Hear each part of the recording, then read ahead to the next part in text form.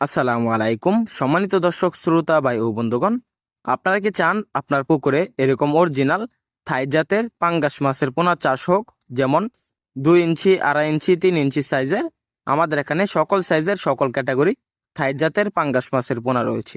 অনেকে বলে পাঙ্গাস মাছ চাষে প্রচুর পরিমাণ খরচ রয়েছে। তো চাষি এবার কিভাবে চাষ করবেন থাই জাতের পাঙ্গাস মাছের পোনা অল্প খরচে? তো আজকে আপনাদেরকে বলবো, শুধু 40 টাকা খরচে 170 টাকা কেজি, প্রতি কেজি বিক্রি থাই জাতের পাঙ্গাস মাছ। কিভাবে? তো থাই জাতের পাঙ্গাস মাছের পোনাগুলোকে সফলভাবে চাষের জন্য বা লাভজনকভাবে চাষের জন্য খাবার তৈরি সবচাইতে গুরুত্বপূর্ণ অবদান রাখে। দেখা যাচ্ছে খাবারের দাম প্রচুর পরিমাণে বেশি, ফিড খাবারের দাম প্রচুর পরিমাণে বেশি।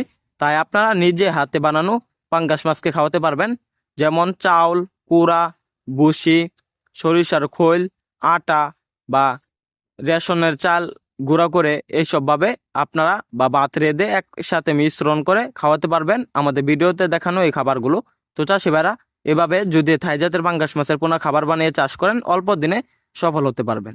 তো চাষি ভাইরা থাই জাতের পাঙ্গাস মাছ যে কোনো জলাশয়ে চাষ করা যায়, যেমন অতি ঘন পানিতে বা গ্যাসযুক্ত পুকুরেও চাষ করতে পারবেন।